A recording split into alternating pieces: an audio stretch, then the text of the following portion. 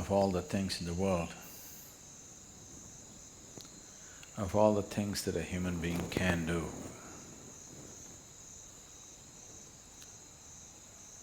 why yoga?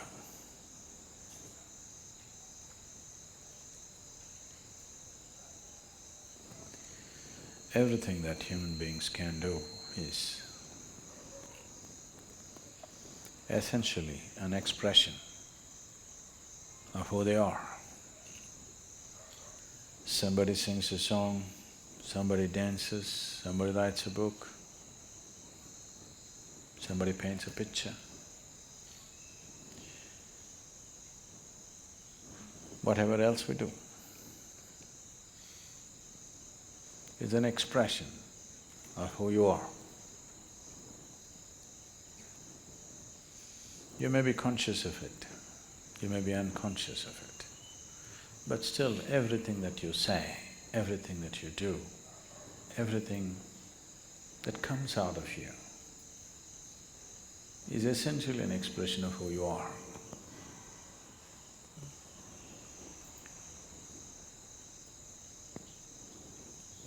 So yoga, in that way, is diametrically opposite to this, because it's not an expression of who you are.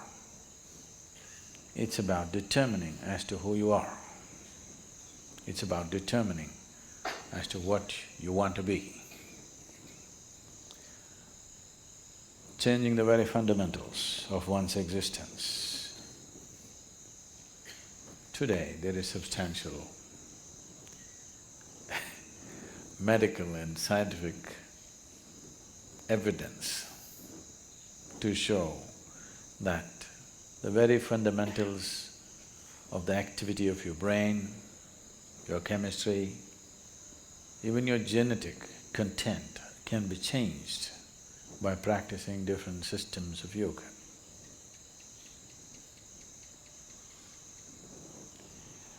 This needed no confirmation because we've always witnessed this. But today there is scientific data to prove this. So this is not an expression of who you are, this is about determining the nature of who you wish to be, changing the fundamental ingredients which has made you who you are.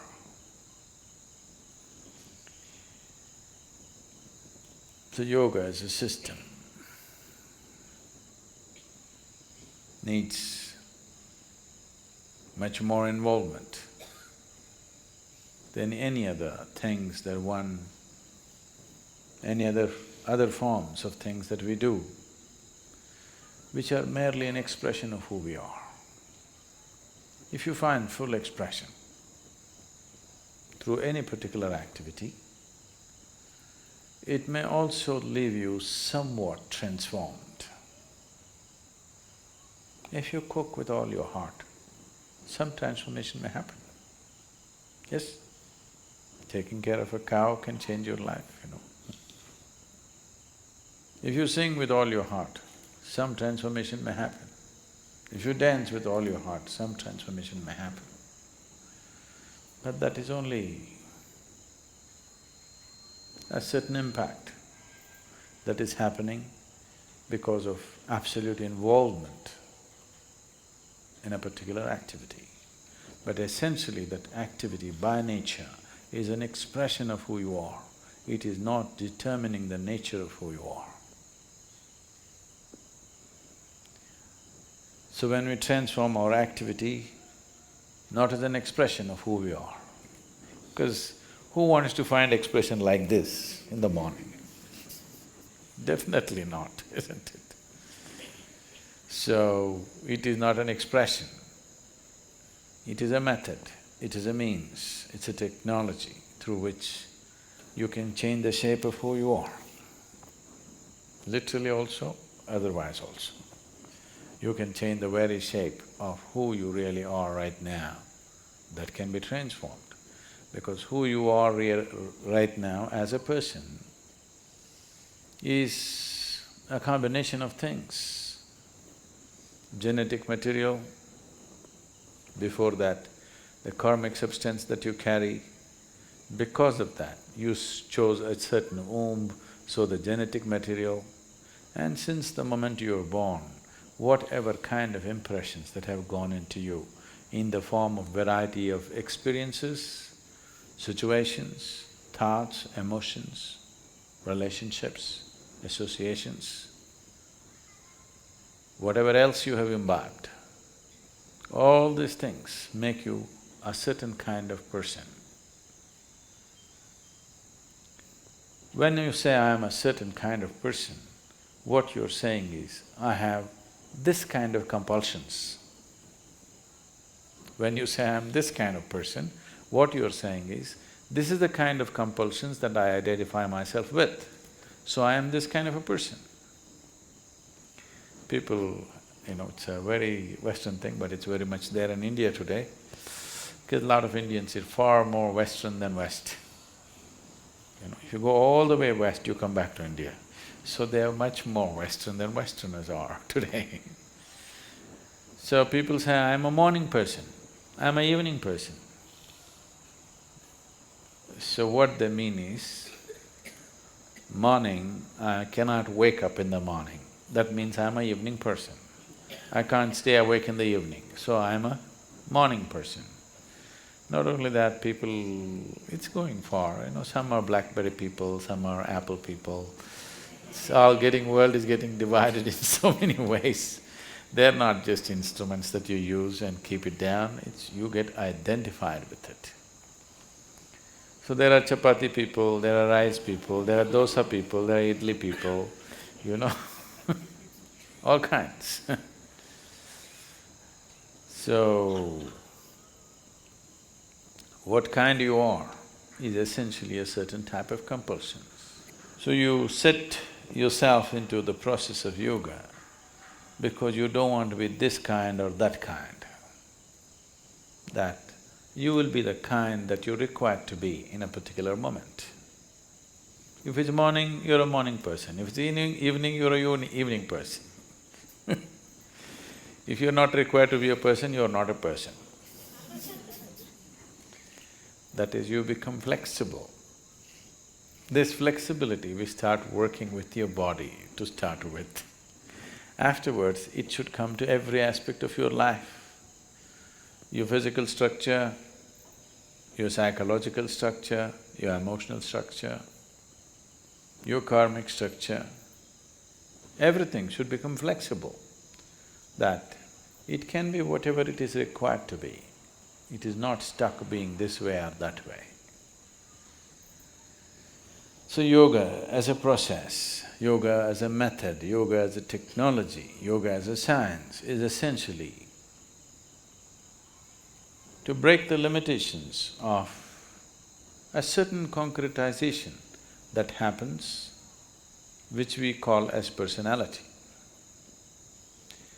To evolve from being a person to a presence. If you're a person, that means you have made a shell out of yourself. You formed a shell, within that shell only you can operate. If you break this shell, you will no more be a person, but simply a presence. As life is, as God is, just a presence. If it can be encased in a shell, it becomes a person. So yoga means slowly you're working on making the shell thinner and thinner, more and more porous, that one day you can exist without a shell.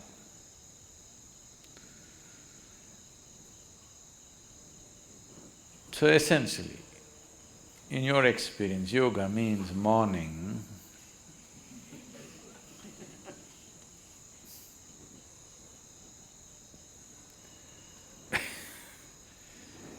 Why the sadhana, the way it is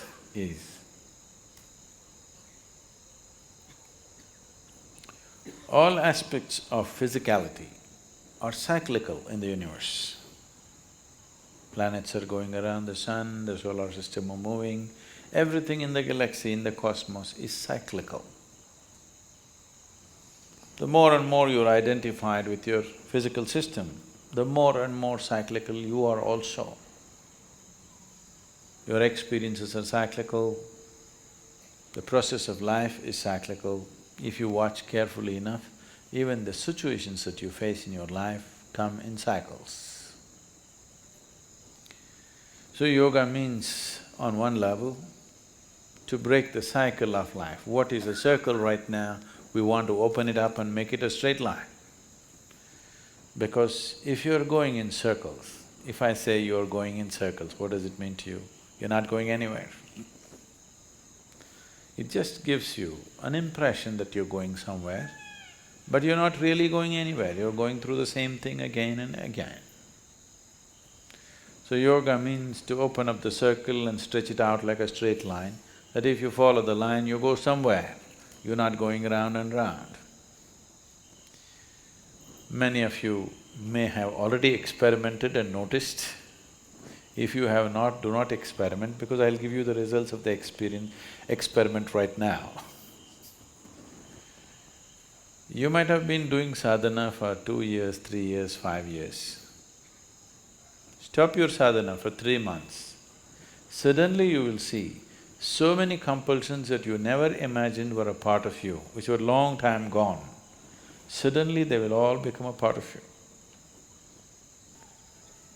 But those who are doing their sadhana properly, they eat in the morning, they don't think of food till evening. It doesn't occur, because it's no more a compulsion. You eat, it's consciously you eat, otherwise no. You stop your sadhana for 3 months and see, your hands will just grab just about anything and put it in the mouth.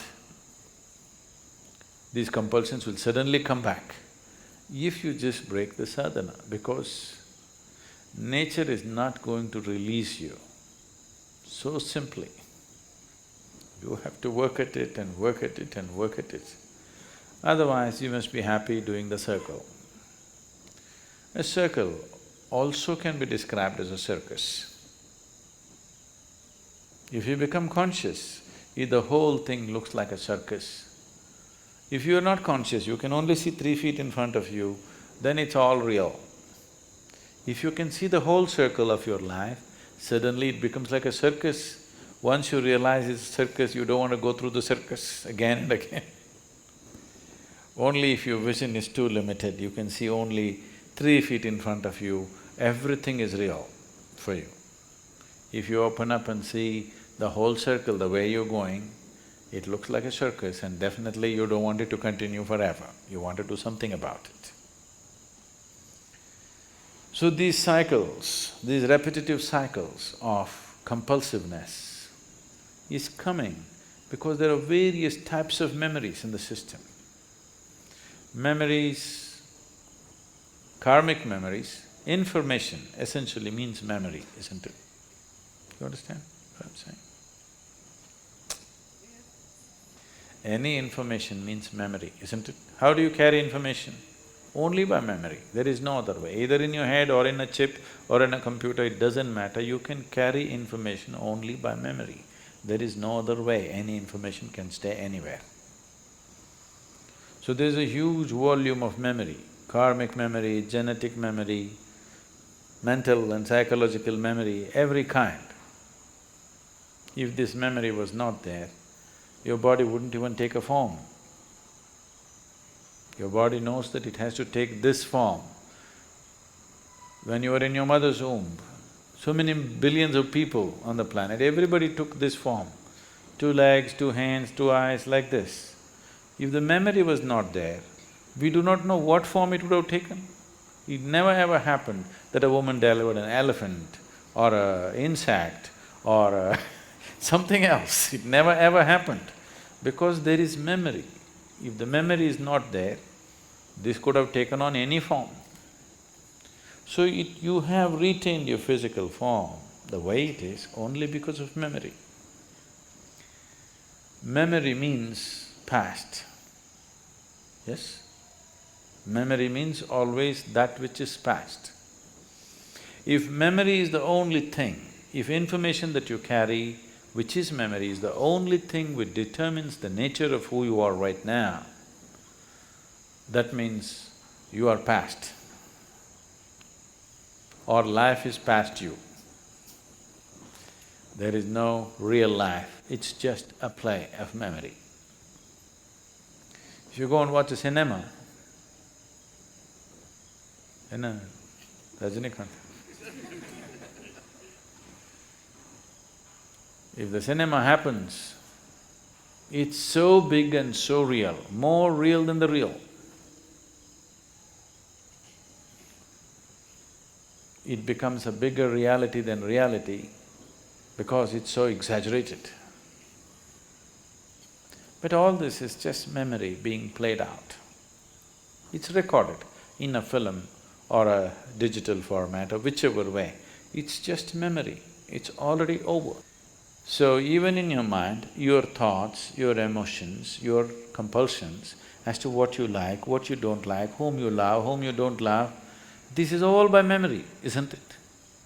It's already past. Yesterday you loved somebody, with that memory you're living today. Yesterday you disliked somebody, with that memory you're living today. So you're trying to live that which is over. If you try to live that which is over, that which is will bypass you. So yoga means to liberate yourself from that information which determines who I am right now. That information which determines the color of my skin, that information which determines the shape of my body, that information should not determine how I think, how I feel, how I experience my life. But unfortunately it is.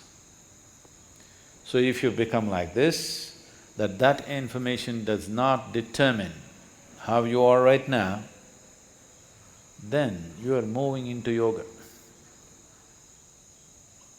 So daily working, daily morning sadhana is just this, to slowly, gradually, to create the distance from that information. You don't have to lose it. People say, I want to forget. If you forget, you will once again do the same idiotic things all over again. Never ever forget. The more unpleasant your life has been, the more you should never forget. If you forget, you will do the same stupid things all over again. This is not about forgetfulness, but being able to carry. See, suppose today you have memory sticks. If it's all the time plugged in and all of it playing, you'll go crazy. You can carry it in your pocket, no problem. When you want, you stick it in your computer, otherwise you put it in your pocket, this is good. No problem. Memory is still there, but not compulsively working through you. When you want consciously, you can activate it, otherwise it lies there. So if this becomes like this, if you want, you can activate all of it, otherwise you can keep it aside. Then once that freedom comes, memory is not a problem. But right now memory is a problem because it's playing up all the time. Yesterday's love, yesterday's dislike, everything is determined who you are today. It will not allow you to experience what is today. It will not allow you any possibility of life, it will just keep on, you are like a broken record, just going on the same thing.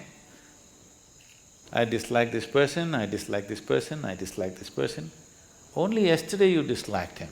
Today it's not necessary to dislike him. Yesterday he was doing something, we disliked him.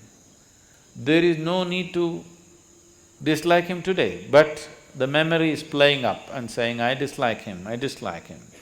Whether you like him or you dislike him, both ways, it is an old record playing, which will not allow you any perception. Unless you begin to perceive life in larger and larger doses, there is really no experience of life, just mind playing over and over, same record. So yoga means breaking this cycle, and nature will not release you from that, just like that. It needs a certain amount of work. If you want to be just like that released, then you have to release yourself from the body itself. Staying in the body, which is the way it is only because of its memory, and not being a part of that memory. It is the foundations of information that we carry which has constructed this body the way it is. To live in it and not to be off it will not come easy. I'm not saying it's difficult, but it needs to be worked at. The sadhana is just about this. However simple the sadhana is, every day if it is worked at, slowly one can see a certain level of freedom happening within you step by step, maybe inch by inch, maybe micromillimeter by micromillimeter, but nobody can say it is not releasing you. It will slowly release you. If you want to go rapidly, a lot more to do. You don't mind going slowly, something to do. So tomorrow morning sadhana.